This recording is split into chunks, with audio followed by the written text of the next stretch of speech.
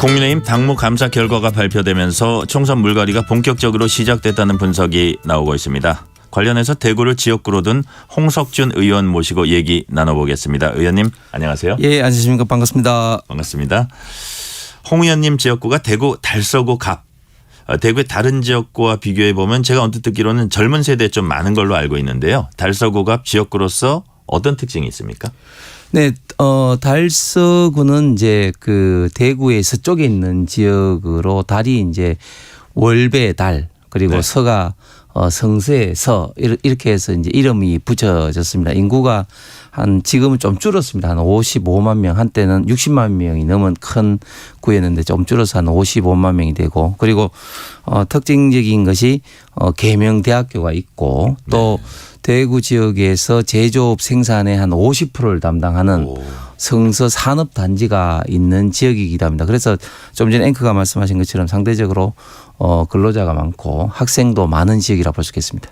아, 대구 산업의 어쨌든 대표 선수네요. 네, 그렇습니다. 지역에서 늘 유권자들을 만나실 텐데 총선을 앞둔 대구 민심이 궁금합니다. 대구 유권자들은 정치권에 그리고 국민의힘에 무엇을 바라고 있을까요?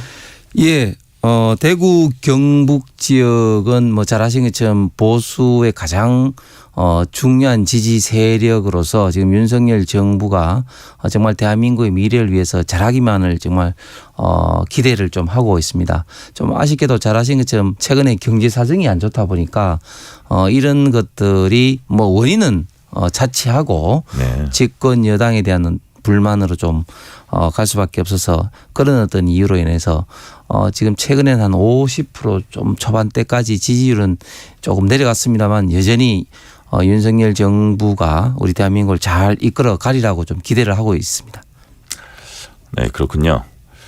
이제 그러다 보니까 지금부터 이제 내년 이제 총선에 반영되는 당무 감사 결과 46명 당협위원장이 당협 활동에 이제 문제가 있다 이런 평가가 나왔거든요. 네.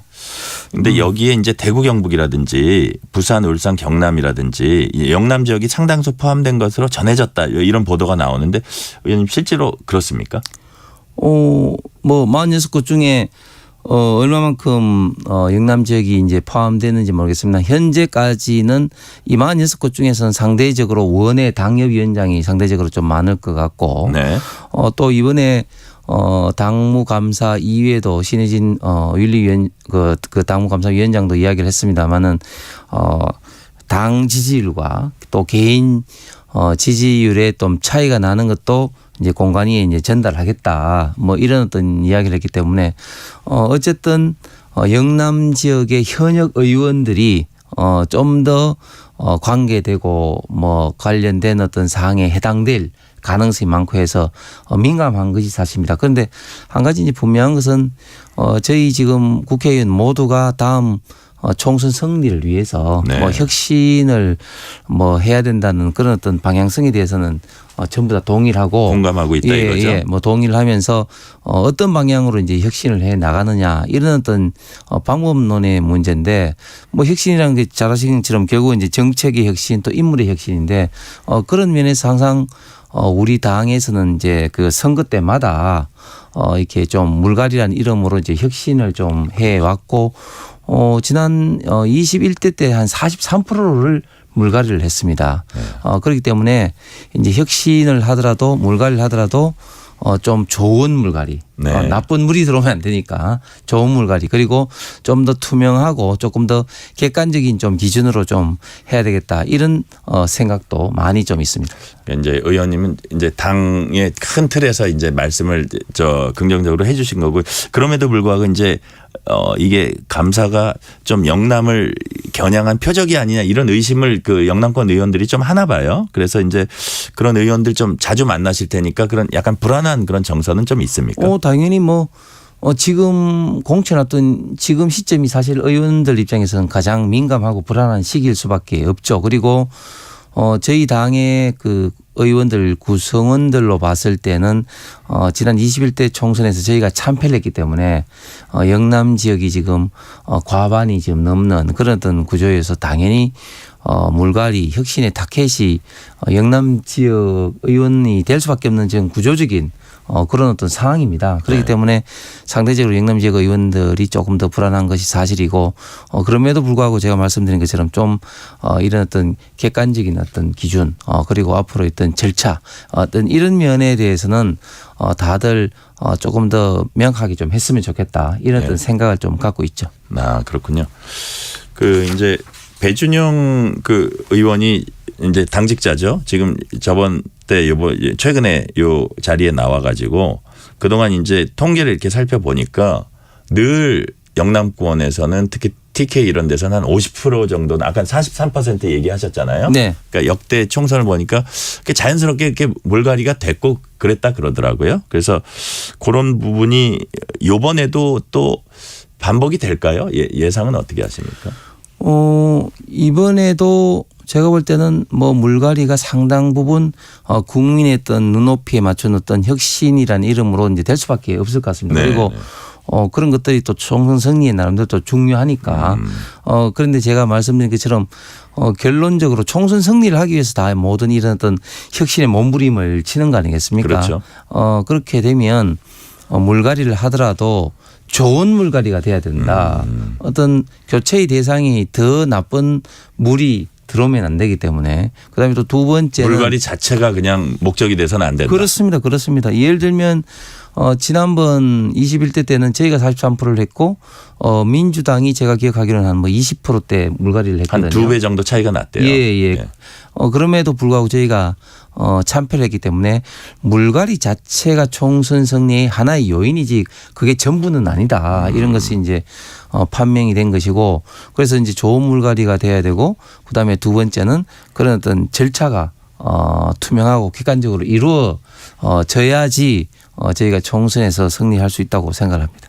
2008년에는 또 현역 물갈이율이 민주당보다 2배 높았는데 또 그 결과 국민의힘이 또 크게 뭐 승리를 했다 이런 사례도 있긴 있더라고요. 그렇습니다. 그러니까 제가 말씀드린 것처럼 물갈이 자체가 총승리로 연결되는 것이 아니라 물갈이 이후에 물은 갈아놓고 다시 채워야 되는데 지난 21대 때는 물은 갈았는데 네. 이제 그러니까 잘 이제 뺐는데 채운 어떤 물이 결국은 잘못됐다는 것이고 그리고 또 그 과정이 불투명하고 기준이 불투명하다 보기 때문에 많은 반발 네. 이런 것들을 샀기 때문에 21대 때도 43%는 물갈이 했지만 저희가 참패를 했다고 생각을 하기 때문에 이런 측면을 좀 반면 교사 삼아야 될 것 같습니다. 그렇군요.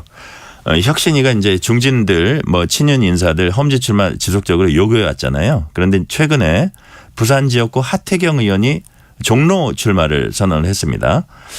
한편에서 부산 지역구 내던지고 서울로 올라온 결단을 평가해 주자 뭐 이런 이제 뭐 얘기도 있고요. 반면에 왜 민주당 현역 의원이 버티고 있는 지역구 그렇게 많은데 하필이면 그 많지 않은 서울에 그 국민의힘 의원이 이제 현역 의원인 지역구로 종로로 왔느냐 이런 지적도 있어요. 하태경 의원의 종로 출마 어떻게 보세요? 좀 실망스럽죠. 그렇습니까? 예.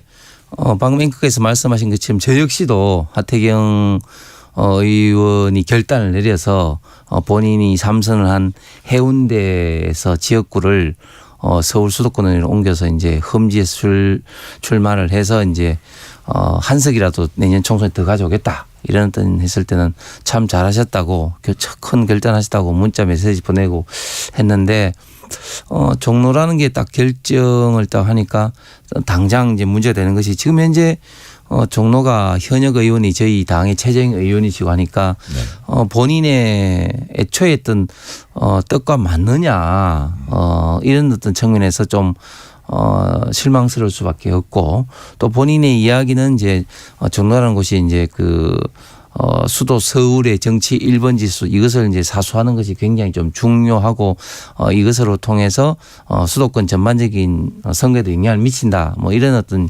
이야기를 했습니다만은 그거보다는 지금 현재 민주당이 현역으로 있는 지역구에 출마해서 상대적으로 우리 당의 다른 어떤 의원들한테까지 네.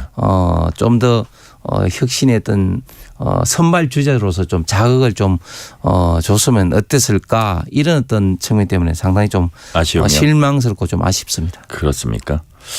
개각이 임박했다는 이제 관측이 나오고 있고요. 다음 주 중에 있을 거다 이런 보도도 나오고 있어요. 정치인 장관 중 상당수가 이제 총선에 출마하게 될 텐데 이번 개각 명단에 포함될지 단연 주목되는 장관이 바로 이제 한동훈 장관일 겁니다. 한 장관이 총선에 출마할 경우 이제 가정이긴 하지만요. 아무래도 당의 간판 역할을 하게 될 것 같은데 그 파급력 어떻게 전망을 하세요?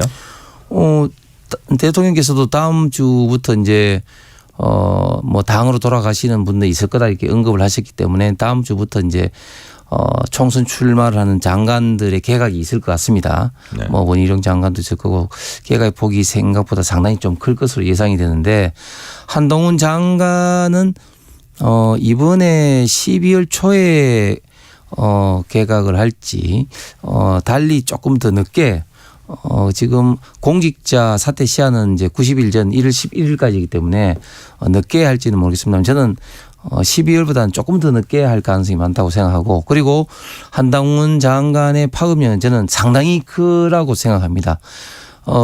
전에부터 제가 한동훈 장관이 좀 국민들에게 좀 인기가 있다고 생각하는 게 예를 들면 저희 지역구의 정치에 관심이 전혀 없는 30대 여성분들이 저한테 한동훈 장관 사인을 받아달라 그러더라고요. 아, 그렇습니까? 그래서 제가 이제 회의석상에서 한동훈 장관을 만나서 사인 좀 해 주시오 해가지고 사인을 받아줬습니다. 그리고 제 유튜브가 좀 조회수가 그렇게 많이 나오지 않은 한미한 유튜브인데 한동훈 장관 이야기를 하면 조회수가 갑자기 확 올라요. 아, 그래요? 이런 것을 보면서 한동훈 장관이 좀 인기가 있구나 이렇게 생각을 했는데 이번에 그 대구에 방문했을 때 동대구역에서 3시간 동안이나 사인과 사진을 찍어줌을 통해서 한동훈 장관의 대중적인 인기도가 폭발한 것이 확인이 되지 않습니까? 그리고 또 재미있는 것은 뭐냐면 한동훈 장관의 지지층이 성별로 봤을 때 남성보다도 여성이 많고 또 세대별로 봤을 때는 30대 40대 여성층들이 굉장히 높습니다. 이게 네. 저희 당의 일반적인 지지층과는 좀 다른 지지층이거든요. 그렇기 때문에 이런 측면을 봤을 때 한동훈 장관이 나오게 되면 총선의 전반적인 파급력은 굉장히 좀 클 것이라고 예상이 됩니다. 그렇게 보시는군요. 아울러 신당 창당을 추진하고 있는 이준석 전 대표 대구 방문도 이제 잦아지는 분위기인데요. 대구 출마설이 나오고 있고 이제 본인 역시 그 가능성을 배제하지는 않더라고요. 만약 이준석 전 대표가 대구에서 출마를 한다면 대구 시민들이 얼마만큼 지지해 줄까요? 일단 저는 이준석 대표의 신당 창당이 아직까지는 네. 그렇게 높은 가능성이 없다고 생각합니다. 왜냐하면 원래 갈등이 뭐에서 가정도 찢어진다든지 당도 찢어지게 될 때는 막 갈등이 더 에스컬레이션 고조가 되고 실질적으로 그 창당을 위한 어떤 물밑 작업, 준비 작업 할 게 굉장히 많지 않습니까? 그런데 네. 지금 이준석 그 대표의 이 멘트라든지 보면은 갈등이 점점 고조되는 것이 아니라 굉장히 점점 수위가 지금 낮아지고 있다. 그리고 신당 창당을 위한 그런 어떤 실질적인 모임이 거의 없다. 물론 신당을 고민하는 그런 연결 어떤 망을 구성하고 그 모임을 한다고 하지만 신당 창당에 따른 여러 가지 준비 예를 들어 시도당 5개를 만들어야 되고 각각의 시도당에 1,000명 이상의 당원을 모집해야 되고 등등등 실무적으로 해야 될 절차들이 굉장히 좀 많이 있습니다. 네. 그렇기 때문에 일단 이준석 대표의 신당 가능성은 저는 아직까지도 높게 보지 않고 있고 특히 대구 출마할 때 있던 영향에 대해서는 대구 시민들은 제가 많은 방송에서 얘기했지만 문화적 코드가 저는 3가지가 있다고 생각합니다. 첫 번째는 나라를 먼저 걱정하고 이제 의리를 중시하고 예절을 굉장히 좀 중시하는 이런 어떤 문화적 코드가 있는 어떤 지역적 특성상 네. 지금 우리 대한민국의 미래를 위해서 윤석열 정부가 잘 되기만을 지금 대구 시민들이 그 기원을 하고 있고 그리고 윤석열 정부의 당 바뀌는 정권 교체 1등 공신도 대구 경북 아니겠습니까? 이런 어떤 시민들이 신당이 나와서 윤석열 어떤 정부가 내년 총선에서 승리하는데 굉장히 방해가 된다. 이렇게 되면 저는 결코 그런 것들이 그 투표장에서 지지 세력으로 연결되지는 않을 거다. 그래서 신당의 성공 가능성 굉장히 낮다. 이렇게 예측이 됩니다. 그렇게 보시는군요. 이번엔 국회로 가볼게요. 민주당이 내일 본회의에 이른바 쌍특검은 올리지 않겠다고 밝혔는데 대신 이동관 방통위원장 탄핵 소추안 다시 제출하면서 그대로 추진하겠다 이런 입장이거든요. 민주당이 왜 이런 결정을 내렸을까요? 예, 철저한 정치적 계산법에 의해서 이제 결정을 한 것이라 볼 수 있습니다. 왜냐하면 이동관 방통위원장의 탄핵은 지금 이제 국회법상 탄핵안을 제출해서 24시간 이후에 이제 효력을 발휘를 하거든요. 그렇기 때문에 지금 11월 30일과 12월 1일 원래 이 본회의 약속 합의를 한 것은 예산 처리를 위해서 합의를 한 겁니다. 그렇기 때문에 지금 예산 합의가 민주당의 지금 횡포로 지금 예산 처리를 할 수 없는 지금 물리적 상황이 되거든요. 그렇기 때문에 애초에 했던 목적을 달성할 수 없는 지금 이제 본회의인데도 불구하고 지금 민주당은 강하게 지금 주장을 지금 하면서 지금 올리고 있는 것이고, 그리고 쌍특검은 이 쌍특검을 결국은 이제 못 받았기 때문에 결국 못 받으면 결국은 이제 김건희 여사 어떤 보호 프레임으로 주장 내지는 정치적 공세를 하기 위해서 연말로 저는 밀어놨다 그렇게 생각합니다. 지금 정말 저는 민주당이 각성을 지금 해야 되는 게 우리 국민을 위해서 정책 경쟁 그리고 혁신 경쟁을 해야 되는데 민주당에서는 이런 경쟁에서는 일방적으로 저희 그 국민의힘에 밀리게 되니까 완전히 오각 정치 공세만 하고 있다. 이건 제가 만들어진 신조어인데 오각파도의 정치 공세는 첫 번째 이런 오각파도 정치 공세. 예.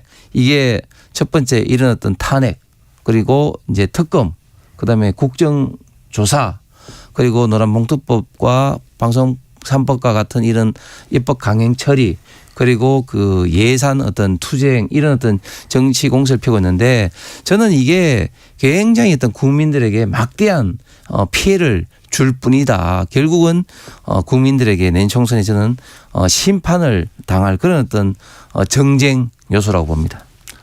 아, 그렇군요. 여기까지 듣겠습니다. 지금까지 홍석준 국민의힘 의원과 말씀 나눴습니다. 감사합니다. 감사합니다.